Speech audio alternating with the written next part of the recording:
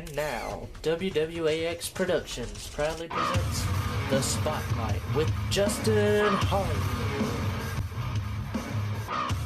Hello ladies and gentlemen, and welcome to another edition of The Spotlight. I am your host Justin Hollywood, and today I am here with independent professional wrestler Anthony Henry. Anthony, welcome to the show. Hey man, how you doing? Doing great. How about yourself? Doing pretty well. Thanks for having me. So Anthony, I'm going to start off with a question that I ask everyone here on the show. How did you get into wrestling and what made you choose the business?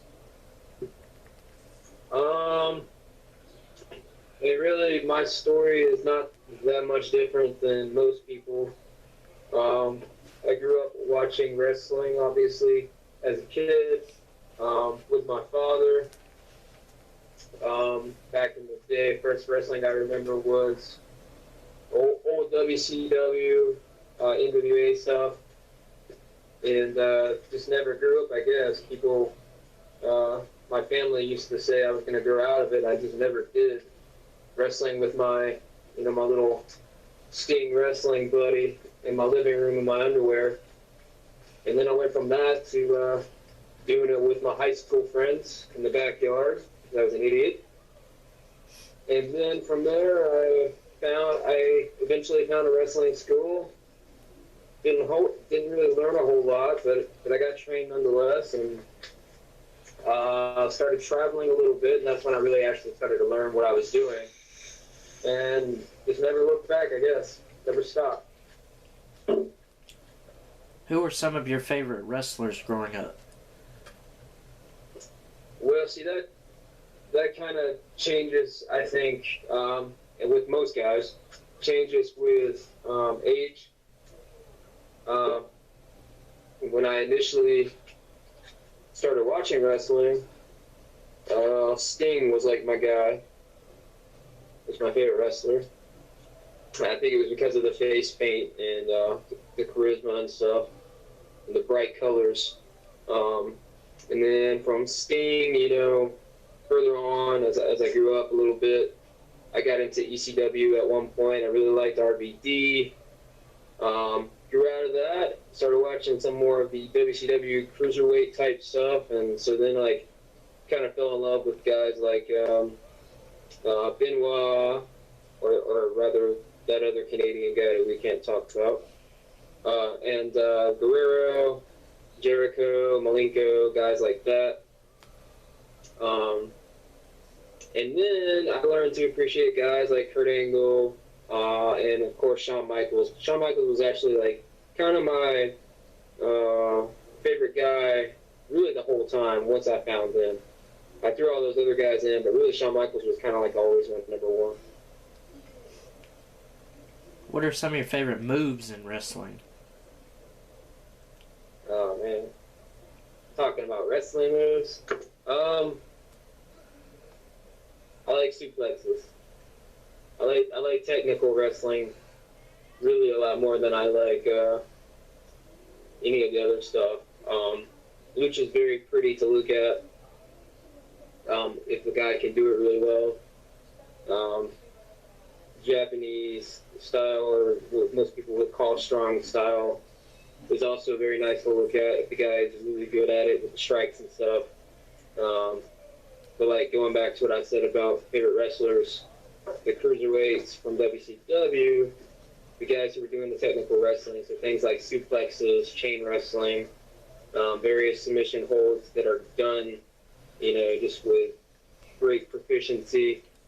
I guess those are my favorite moves. What is the first promotion you've ever worked for? First promotion I ever worked for was the place that unofficially trained me, and at the time it was called, what was it called? NWF, I think, was the name of the promotion. They used to run every week, actually, every single week, in front of nobody. What was it like working there?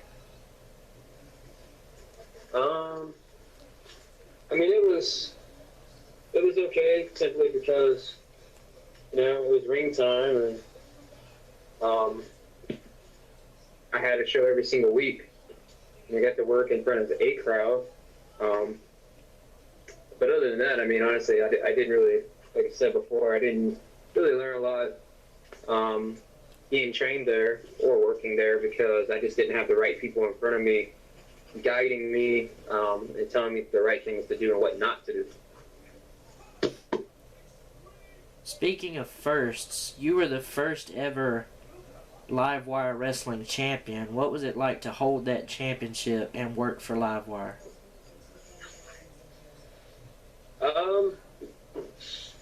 It was okay. At the time that Livewire was around, I wasn't doing as much as I'm doing now. So it was kind of cool to have a show that was local. I could drive right up the road and do, and ran on a regular basis. There was never really any crowds at Livewire, so that's, one thing to consider. Most of the people that were at the shows were, for the most part, friends and family, excluding a couple of shows maybe. I mean, it wasn't a bad experience. I got to, at the time, a lot of the guys that worked there were good friends of mine. We're not as close anymore, but at the time it was good. You also worked for Anarchy Wrestling, which is now Why We Wrestle. There you were in a tag team with Dustin Knight. What was it like teaming with him? Well, it was actually, I guess, the first time that we got I guess some substantial buzz about my name, and I guess it was because we did really team well together at the time. When we started teaming, we were kind of like best friends, or close to it. So it was a relatively good experience. I mean, we really worked well together, and I think we had a natural chemistry together. But then it ended up not being such a good thing because we turned out to be like really different as far as personality-wise and things we enjoyed in life and where we were going, motivation, goals, and things like that. And I guess that ended up being the demise of the team more than anything. Moving on through your career, you debuted for Flatline Pro Wrestling as the Pecan Tan Anthony Henry. Where did the Pecan Tan nickname come from?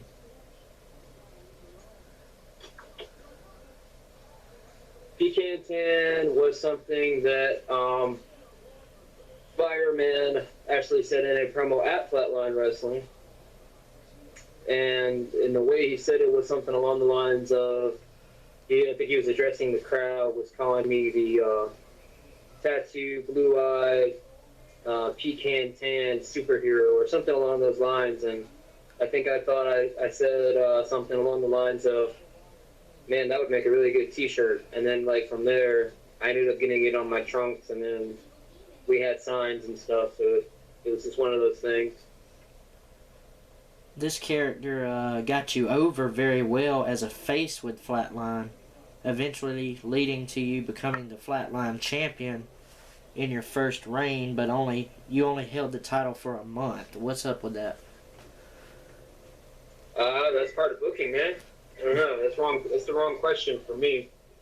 I just do what I'm told. So. Okay. Fast forward a couple of years later, you were on a roll as a face, having 5-star matches with guys like Ethan Case. And all of a sudden, these masked vigilantes appeared, eventually revealing you as their leader, thus turning you heel. Many people compare this to Hogan's turn with the NWO and WCW. No one saw it coming. Whose idea was it to create the Rapture? It was kind of a collection of a few different people. A lot of it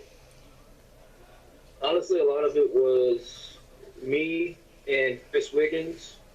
I did actually have like a lot of creative input in the whole angle in its entirety. I didn't necessarily come up with the way in which we were going to I guess, unveil me being a leader.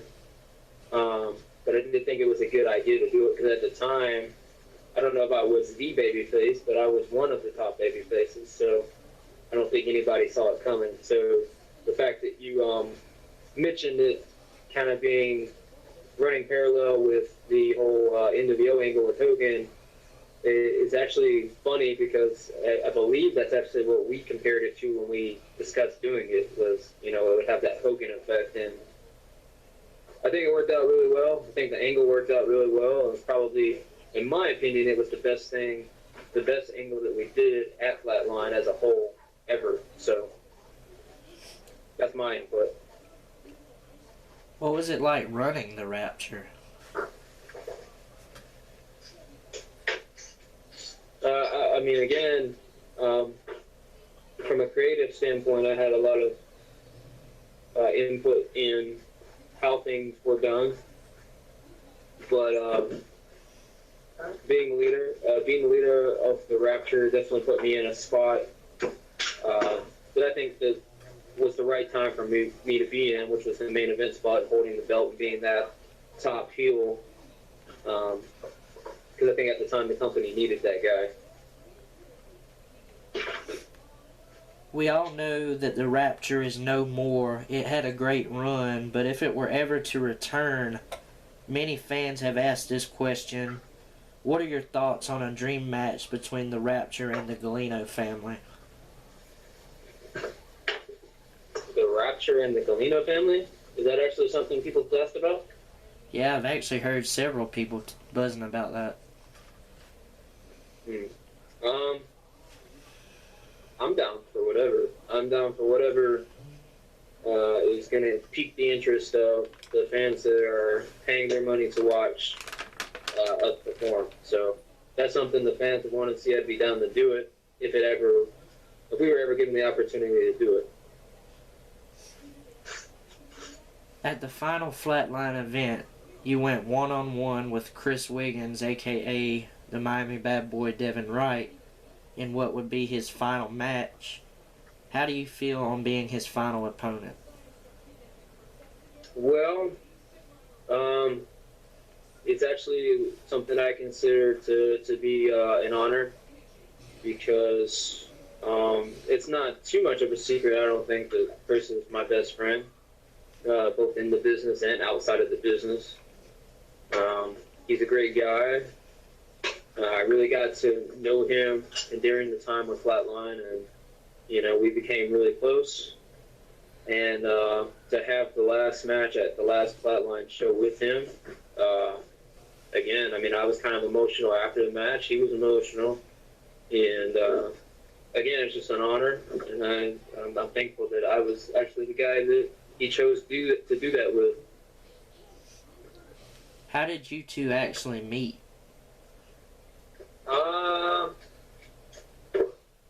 I think actually the first time we didn't really meet, but I think back before, probably even before the first Flatline was around. I think they were just kind of like doing more backyard stuff. Kim, Brandon Parker, and I think maybe Six and some other guys, they're actually at a local wrestling show in Augusta that I was actually wrestling on. And they saw me there. I didn't really talk to them, I don't think, but I guess they showed some appreciation for what I was doing in the ring, and I didn't notice that, so I did notice them. And then I guess fast forward years later, I officially met Chris Wiggins at an APW show, which is ran in Royston, Georgia, and he was there to talk to the promoter about possibly working for him.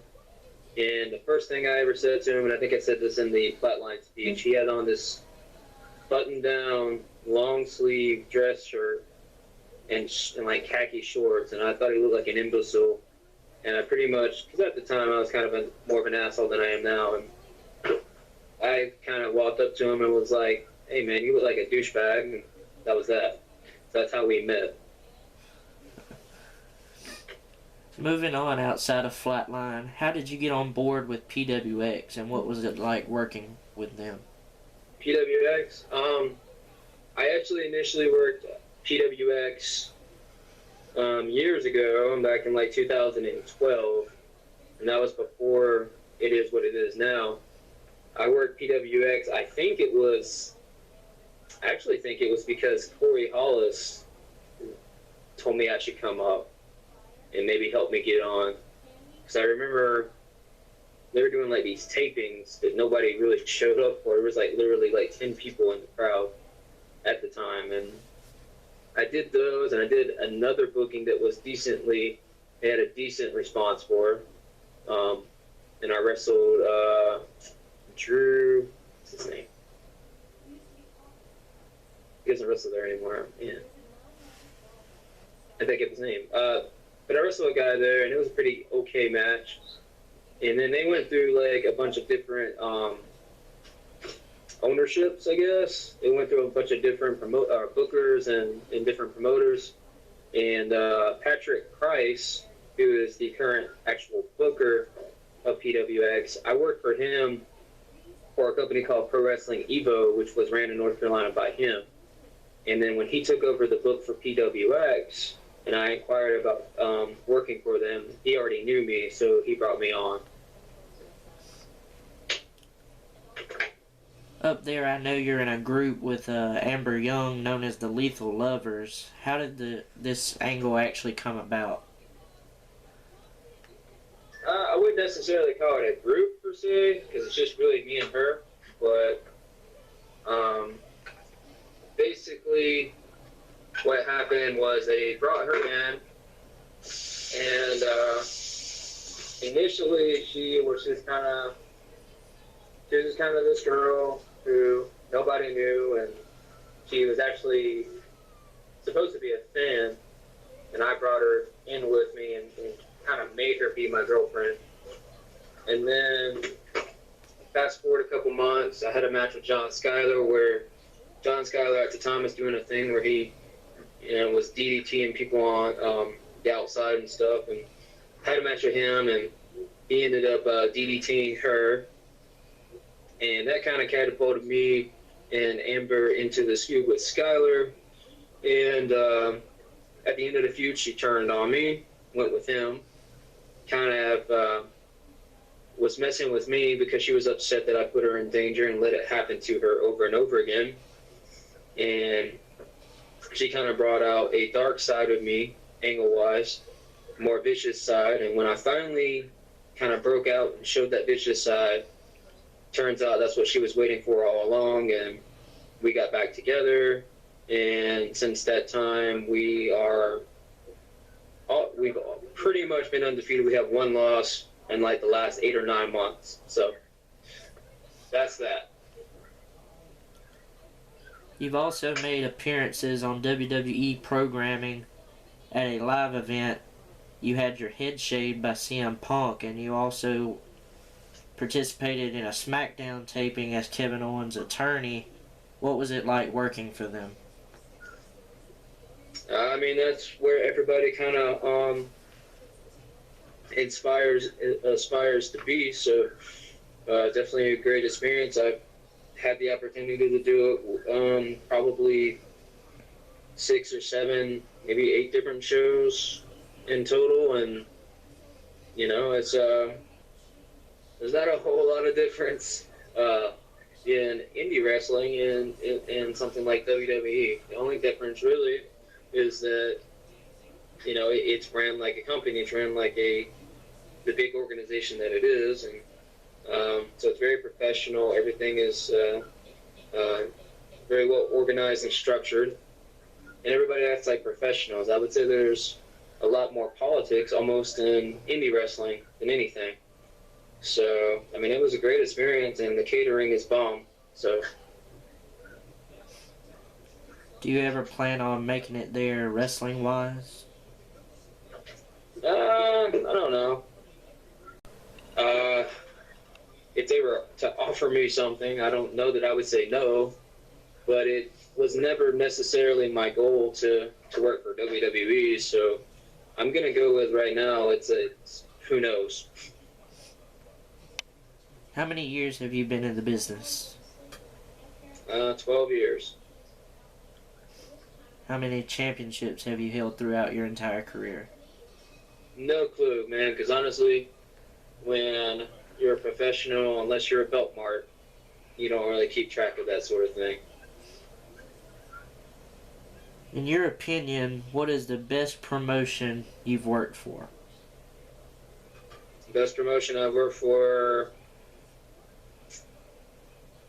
probably PWX. What are some of your favorite matches and opponents you've worked with throughout your career? I have a lot. Obviously, John Schuyler was a guy I feuded with for a long time. We had a lot of good stuff. Guy I'm wrestling this weekend, Saturday actually, NXT Superstar, Tommaso Ciampa. I've had two matches with him, and this will be the third. And we've had some really great stuff together. I had a match a couple months ago with Sami Callihan that was really good, and I had a match last month with David Starr, that was really good also. So those would be some of my favorites. Also, back in the day, I had like 20, 30, 40, 50, 100 matches with Cedric Alexander from like 2012 to 2013, and some of those are really good also. Okay. Is there anyone on the independent that you haven't faced or pro level that you like to face in your career? I don't know what you mean by pro level. We're all pros because we all make money. I consider myself a professional wrestler, although I'm an indie wrestler. I go to a show. I'm paid to be there. I don't do it for a hot dog. So, but as far as people who I want to work that I haven't got the chance to work with, there's probably a whole laundry list of guys, but nobody that shoots out right away. I want to work with anybody who's going to make me better and push me to be better. So there's a lot of guys that could do that. Would you ever consider wrestling a guy named Justin Hollywood? Never.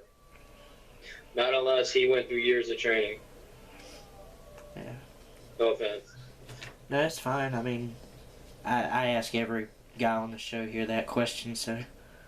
I'll wrestle anybody, but I will not wrestle somebody who's untrained. I don't have a problem wrestling anybody. During most of your heel runs, I noticed that you started wearing face paint. What inspired you to do that? I don't know. I don't really know what to say as far as inspiration. I'm a comic book nerd, so that's part of it. My girlfriend is really into doing that sort of thing, so she likes it, and I guess it helps out that, you know, she has the equipment to do it. And it fit the character as a heel, so I figured why not. Okay. It adds a little bit of pizzazz, I guess. Well, we're reaching the end of the show, Anthony, but I have one final question for you. Sure. Is there anything you'd like to say or any advice you'd like to give to any upcomers in the business? Biggest piece of advice that I can give is don't let your ego get the best of you. Don't think that you're better than you are. Understand your worth. And what I mean by that is, you know, be willing to go out and wrestle for a hot dog if that is what you're worth at the time. Work to get better, and you know, shut your mouth, keep your ears wide open, and listen to everything that anybody who is better than you or has been in the business longer than you will tell you. Because take it from me, where I'm at right now in the business, I should have been at probably 6 years ago, but because I went through things the wrong way, went the wrong path, and kind of stalled at a certain point, it just took me longer. So that'd be my best piece of advice. All right. Well, thank you, Anthony. It's been a pleasure having you here on the show. All right, thank you for having me, man. No problem. Is there any social media pages you'd like to share where people can contact you for bookings or anything? Oh, yeah. I mean, you can contact me at henrysmashing@gmail.com for bookings. There's also, of course, Facebook. You can look me up. It's just facebook.com/Anthony Henry, ANTNY Henry. My Twitter is also the same, Anthony Henry, ANTNY. And actually, so is Instagram. So all three of those are Anthony Henry, ANTNY Henry, and you can find me that way. Alright. But until next time, ladies and gentlemen, this has been The Spotlight, and I am your host, Justin Hollywood, and I'll see you next week for another edition. Thank you. Alright, take care. This has been a WWAX production.